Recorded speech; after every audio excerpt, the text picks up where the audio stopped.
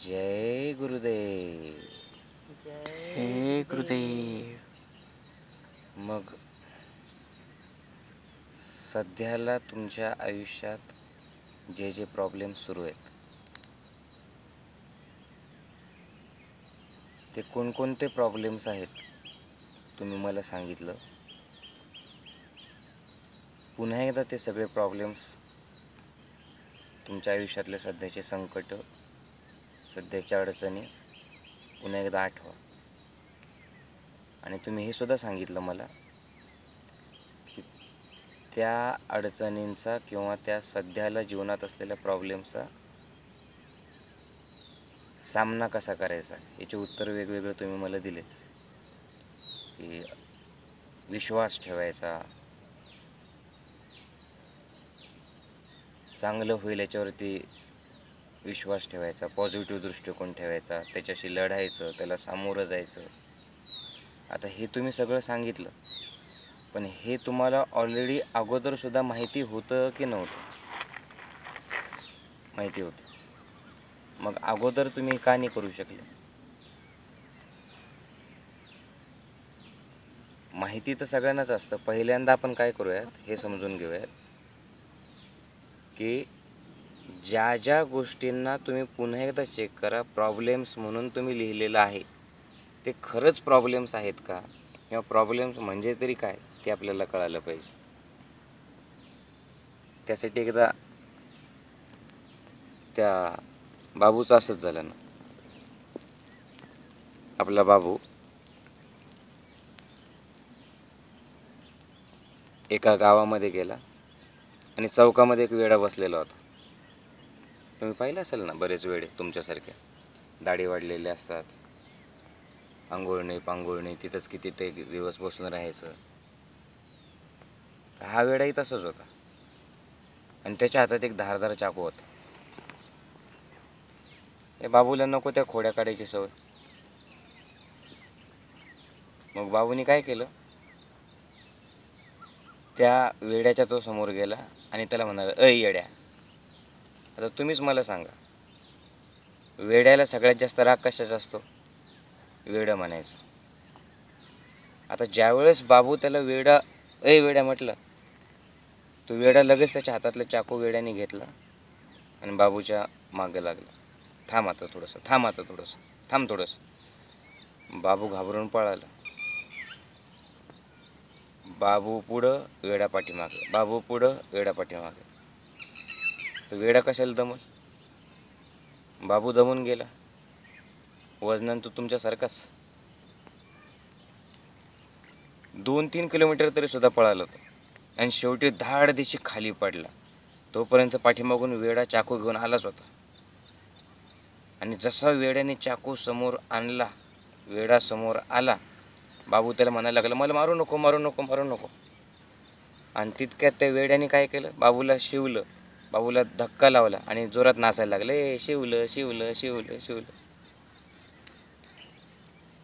बाबू रागवला, अरे तुला जर शिवायचंच होतं तर इतका का बरं धावला माझ्या पाठीमाग? वेड्याने एक शहाण्यासारखं वाक्य बोललं, बाबू याच्यावरून तूच ठरव, वेडा मी आहे का तू आहे? मी तुला म्हटलं होतं का तुला चाकू मारणार आहे म्हणून? मी तुला म्हटलं होतं का तुला इजा पोहोचवणार आहे म्हणून? तुझ्याच डोक्यात असं आलं की मी चाकू तुला मारेल. चाकू माझ्यासोबत अगोदरपासून होतं ना सर. म्हणजे बाबूचं जाऊ द्या, त्या वेड्याचं मागं धावणं बाबूने प्रॉब्लेम समजलं. का बरं? कारण त्यांनी तशी कल्पना केली. मग विचार करा बरं, सध्याला तुमच्या आयुष्यात जे जे प्रॉब्लेम्स तुम्ही समजतात, या आपल्या नकारात्मक विचार म्हणजेच प्रॉब्लेम्स आहेत की नाही? आपल्या मनातल्या नकारात्मक कल्पना म्हणजे प्रॉब्लेम्स आहेत. आत्ता तसं घडलेलं आहे का? बघा, घडणारी गोष्ट तर घडून जाते. जी गोष्ट घडली ती प्रॉब्लेम नाही आहे. ती गोष्ट घडल्याच्या नंतर तुम्ही त्या घटनेबद्दल कसा विचार करता, त्या घटनेकडे कसं पाहता. नकारात्मक कल्पना म्हणजे काय, जे सध्याला घडलेलं नाहीच आहे, तुम्ही ते सोडा ना, की असं झालं तर काय होईल, तसं झालं तर काय होईल. तुम्हाला जे करायचं ते करा, पण या क्षणात राहा, वर्तमानात राहा. तुमच्या अनेक कल्पना सोडून दिल्या की जीवन एकदम सुखी होईल. जसं मी तुम्हाला सांगितलं होतं की एका व्यक्तीला विचारलं बाबूने की विचार कर, तू जर आतमध्ये आहे घराच्या आणि बाहेरून तुला आग लागली, कल्पना कर तुझ्या घराला आग लागली, तर तू काय काय करशील. या माणसाने त्याने अलग उपाय सांगितले की मी फायर ब्रिगेडला बोलवेल, मी आवाज देऊन कोणाला तरी मदतीसाठी बोलवेल, मी धावत धावत बाहेर जाईल. खूप काही एक्सप्लेनेशन देत राहिला. त्याच माणसाने बाबूला विचारलं, ठीक आहे तू काय करशील ते सांग बरं. तर बाबू हसत हसत म्हणाला, मी फक्त कल्पना करणं सोडून देईल. कारण आग लागलेली होती का, नाही, आपण कल्पनाच करत होतो ना. बस आयुष्यातल्या प्रॉब्लेम्सला सध्याला ते प्रॉब्लेम्स नाहीच, बस फक्त त्या प्रॉब्लेमला प्रॉब्लेम समजणं हाच सगळ्यात मोठा प्रॉब्लेम आहे. गोष्टी घडत राहतात. तुमच्या माझ्यापेक्षाही अनेक प्रॉब्लेम्स, अनेक संकटांना ज्या महान व्यक्तींचे नाव तुम्ही घेता त्यांना सामोरं जावं लागलेलं आहे.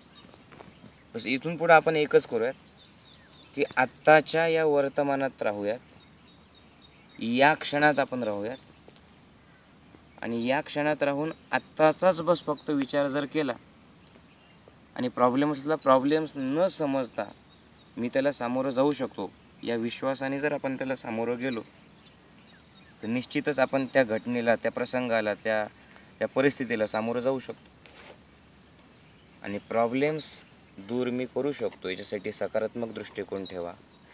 सगळ्याच घटना काही सारख्या असतीलच असं नाही, सगळीच परिस्थिती काही सारखी असेल असं नाही, पण जी कुठली परिस्थिती आपल्या आयुष्यामध्ये येणार आहे त्या परिस्थितीसारखं आपणही बदलायला पाहिजे. या डोंगरावरचे निवडुंगाचे झाडं जर तुम्ही बघितले तर एवढ्या उन्हामध्ये सुद्धा हे झाडं तसेच आहेत, कारण यांनी उन्हामध्ये स्वतःला बदलले होते, यांचे पानं झडून गेले होते, काटेच फक्त राहिले होते, त्यात त्यांनी पाणी साठवलेलं होतं. तर प्रॉब्लेमला संकट न समजता त्याला संधी समजा. अशी तर तुम्ही तुमच्यामध्ये असलेली ऊर्जा वापरू शकत नाही. मग तुमच्यामध्ये असलेली ऊर्जा वापरण्याची संधी आहे असं जर समजलं तर मग मार्ग सुचतो. आणि अगोदरच जर प्रॉब्लेमकडे बघून तुम्ही रडत बसले तर प्रॉब्लेम हसतो. मग तुम्ही प्रॉब्लेमकडे बघून मोठ्याने हसा, त्याला कळतं अरे याच्यासोबत राहणं चुकीचं आहे, आपल्या असण्या नसण्याचा याला काही फरकच पडत नाही, तर मग याच्यासोबत राहायचं कसं. मग ते बरोबर तिकडं जातं ज्याचं तोंड उतरलेलं. त्याच्यामुळे हसत राहा. एकच गोष्ट लक्षात ठेवा, कुलूप बनवायची फॅक्टरी, जर नुसतेच कुलूप बनवले आणि चावी बनवलीच नाही तर ते कुलूप चालतील का. त्यांना दोन्ही गोष्टी बदलाव्याच लागतात. तशीच प्रॉब्लेमची फॅक्टरी, प्रॉब्लेमच्या फॅक्टरीमध्ये नुसता प्रॉब्लेम कधीच निर्माण होत नाही, त्याच्यासोबत त्याचे सोल्युशनसुद्धा असतं. जसं कुलपासावे चाव्या असतात, हां तुम्हीच ठेवलेली असते, कुठेतरी हरवलेली असते, तुम्ही शोधा म्हणजे सापडेल. तुम्ही नाराज न होता, ज्ञानयोग तुमच्यासोबत आहे, माऊली तुमच्यासोबत आहे, तुमचा विश्वास तुमच्यासोबत आहे, परमेश्वर तुमच्यासोबत आहे. परमेश्वर तुमचं कधी वाईट करणार नाही. सध्याला अनेक संकटं असतील, अनेक प्रॉब्लेम्स असतील, अनेक वेगवेगळ्या नकारात्मक घटना घडलेल्या असतील, पण याच्यातही चावी शोधा आणि यासाठी ध्यान प्राणायाम नियमितपणे करत राहा, निसर्गात जात राहा, आनंदाने राहा. प्रत्येक गोष्टीकडून चांगलं काहीतरी शिकण्याचा विचार करा, सकारात्मक विचार करा, ज्ञानयोगात येत राहा. प्रत्येक सत्संग तुम्हाला फुल चार्ज करतो. तुम्ही ज्यावेळेस आनंदी असता, तुम्हीच विचार करा, आनंदी असताना जर तुमच्या आयुष्यात एखादी नकारात्मक गोष्ट घडली, तुम्ही लगेच म्हणता जाऊ दे, काही गरज नाही, त्याच्याकडे लक्ष देऊ नको. आणि तुम्ही ऑलरेडी चिडलेले आहेत आणि थोडंसं काहीतरी होऊ द्या, तुम्ही लगेच छोट्याचं मोठं करता. म्हणजे आनंदी मन प्रॉब्लेमला सहज सामोरं जाऊ शकतं आणि नकारात्मक मन प्रॉब्लेम्सला डोंगरासारखं बघतं. तर शेवटी तुम्हीच बघा, या आनंदाच्या वाटेवरती चालत राहा, ज्या आनंदाच्या वाटेचं नाव आहे ज्ञानयोग. ज्ञानयोगाचा परिवार, ज्ञानयोगाची ऊर्जा, ज्ञानयोगाची शक्ती, ज्ञानयोगातला आनंद तुमच्यासोबत आहे. बस इथून पुढं फक्त एकच गोष्ट, किती मोठ्या प्रॉब्लेम्स येऊ द्या, तुमच्या हृदयात, तुमच्या मुखात, तुमच्या डोळ्यात एकच गोष्ट दिसली पाहिजे, यस यस म्हणायचं आणि त्या प्रॉब्लेमशी लढा द्यायचा. शेवटी विजय तुमचाच होणार. प्रॉब्लेमला प्रॉब्लेम समजूच नका. जय गुरुदेव.